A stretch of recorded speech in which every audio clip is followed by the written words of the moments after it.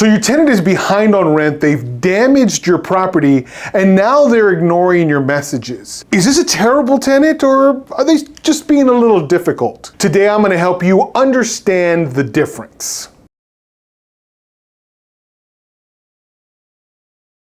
So first we want to start by explaining what it means to have a terrible tenant.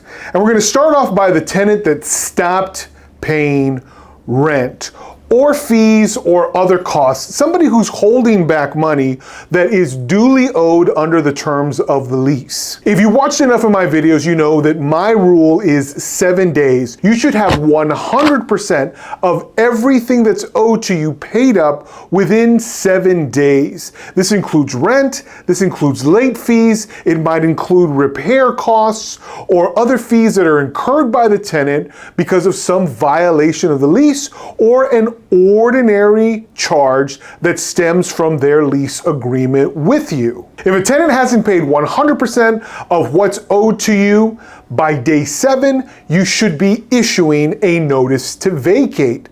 And the reason you want to avoid a tenant like this is because of the snowball effect. By the middle of the month, if a tenant has had difficulty paying the full amount owed for that month, you can rest assured that come the beginning of the following month, you're going to get the same or similar excuses. Somehow, 2 weeks later, they're going to have everything that's owed when they had trouble getting it last time, and it took 15, 16, 17 additional days. If you're looking at things realistically, trouble after day 7 means trouble in the next month. So whether they've offered a partial payment or they're asking you for a few extra days, once you pass that day 7 threshold, you really have to start thinking in terms of months, not days, not weeks, months when you may go without receiving rent from this particular tenant. It starts slow, but it escalates, which is why you have to escalate the process to get rid of a tenant who simply isn't paying what they owe. Tell me, have you ever had a tenant that made you question whether even landlording was a good idea for you? What did you do in response with that guy? Next, you have that chronic lease violator. They can't seem to get that there are rules that apply to your lease, and there's certain things that they just agreed they wouldn't do. For example, they might have an illegal pet. Your lease is specific, no pets allowed, but they've got 3 of them. Or maybe they've got unauthorized occupants, or they're conducting some kind of criminal activity on your property. Certainly, if they've started to damage the property, you've got a big problem on your hand. These lease violations, if not corrected, will ultimately result in economic losses that you will experience and they will unlikely pay you back for. Among the worst things that tenants can do is abuse your property. Maybe they've got some pet that sure, you signed a pet agreement with, and maybe you've got a pet deposit, but if that pet is doing damage to your property in excess of that deposit, what good is the deposit? Maybe you've got a hoarder on your hands who's stacking things from floor to ceiling and creating an unreasonable risk of fire or some other harm that comes from someone who simply can't maintain a healthy environment. By allowing your tenant to hoard, you are creating a situation that could ultimately lead to massive losses. What was the worst lease violation you ever had to deal with, and what was the total amount you ultimately had to pay for this terrible tenant? Finally, you have people who illegally alter the property. Maybe they paint a wall without your permission, and it's some terrible color that you're just gonna have to undo once they're gone. That's gonna mean money out of your pocket. Maybe they've changed the locks, or for some reason, they've decided to dismantle some part of the cabinets or your plumbing. They were redoing the bathroom and thinking they're doing you a favor by upgrading things, but all they've done is made a huge mess. People who are willing to alter your property without ever seeking your permission are trouble from the start.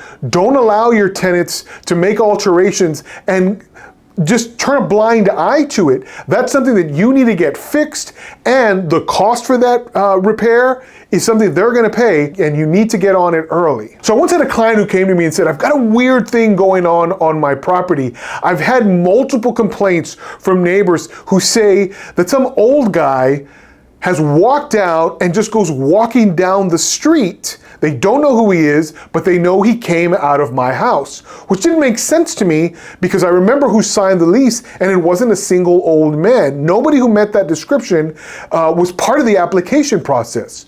Well, it turned out that the house was being used for a business purpose. The renter was conducting business, specifically an adult daycare. And they weren't doing a very good job because from time to time, some of these adults would escape.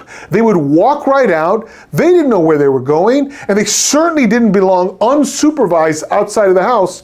But it wasn't until I heard about it from neighbors that I had any idea how the property was being used. Well, of course, I told this landlord, you got to get rid of this tenant. You got to send notice. You got to make sure they stop what they're doing because it completely violates your lease. Along with that, you are now subject to all sorts of liability for the care of the people who are there. What if somebody slips and falls? I can pretty much guarantee your insurance doesn't cover this scenario. So do you have a terrible tenant, or do you just have someone who's being a little bit difficult? Let me tell you, the evidence piles up. Terrible tenants either don't pay their rent on time or never pay their late fees early on in the process. They violate the lease early on in the process. You go and things look bad in that rental unit early on in the process. The evidence stacks up quickly. You need to get on it to make sure you're issuing notices and that you're documenting what's going on. If you have a no smoking policy, but every time you go to the property, you see cigarette butts all over the place, snap a picture of that. Make sure you issue notices. If you know pets are not allowed on your property, but every time you go, little Scruffy's there, and Fluffy and Duffy and Muffy, snap pictures of those guys and tell your tenant, this is not allowed. You have to get rid of these unauthorized pets. If you found anything in today's video helpful, give us a like. Subscribe if you haven't subscribed yet. We look forward to that. Thanks. By documenting the evidence of the breach from your tenant, you are likelier to get a court to be persuaded to evict someone, even someone who has paid their rent, or to evict someone who continually pays their rent late, never pays late fees, and is generally not going to follow the lease. The truth is, if you leave everything to solely verbal communication, where you have told the tenant this and informed the tenant of that just through your phone calls or your oral communication when you visit the property, that's just not going to be enough. You want to be issuing notices in writing to the tenant that are explicit. You cite the provision in the lease that's being violated. You make a specific demand for what should be done to correct the behavior, and if it's not, you inform the tenant that repeated violations of the lease could result in a notice to vacate and ultimately an eviction. What way do you document lease violations, and how do you keep records on your end? When you simply have a tenant going through a difficult time, they correct the behavior promptly, but someone who's a bad tenant isn't going to change their ways. You got to give them notice after notice after notice, and they still don't fix things. That's somebody who has to go. Someone who ultimately does catch up with the rent, someone who does pay all of the late fees after they had one hiccup in rent payment, is someone you can probably rely on to not do the same thing over and over again. But if you've got someone who is repeatedly violating the lease, constantly paying late, and never willing to communicate adequately with you, those are all signs that you've got a bad tenant. The proof is clear, and if you're simply ignoring that proof, you're setting yourself up for major losses, which is why you need to take steps to document this evidence and then begin the eviction process sooner rather than later.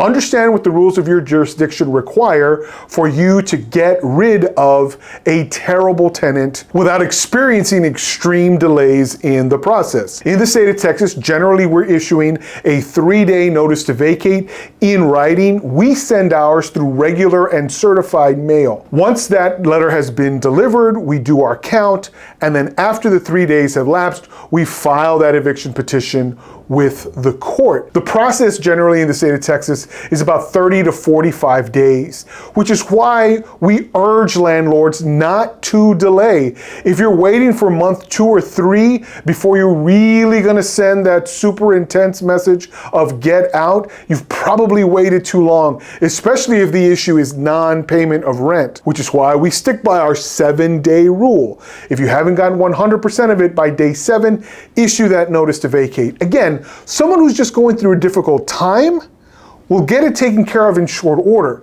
Someone who is a terrible tenant simply won't, and you'll see more of the same over that 30 to 45 day period, and you're gonna be happy with yourself for having acted sooner rather than later, as opposed to frustrated for giving in to the stall tactics, the lies, and the excuses. What key provision of your lease have you failed to enforce in the past that you're definitely going to enforce from this day on? Tell me in the comments, I'd love to hear it. So how do you avoid these terrible tenants in the first place? A lot of this happens during the tenant screening process before you ever hand over the keys to your rental. But you got to be adamant, and you have to be diligent with your pre-screening. Your tenants have to know, for example, what it takes to even cross the threshold. What kind of tenant are you looking for in terms of their income, in terms of the longevity with their employer, in terms of their eviction history? Are you checking their credit? Each of these is a small piece of the puzzle that help you see whether or not the person that you're dealing with is someone that you can confidently rely on. If not, early on in the process, you see red flags, take these red flags seriously. There's a simple truth about terrible tenants. You're better off having a vacant unit than having to deal day in and day out with someone who is ultimately going to lose you money. Deal with them quickly, move on, understand what a great tenant is, and go out and look for them. If you're interested in watching more content on landlording, there's a video right here that YouTube seems to think is the best thing for you. We welcome you to check that out, as well as anything else we got on this channel. Tons of stuff just for you. But until next time, landlords, happy leasing.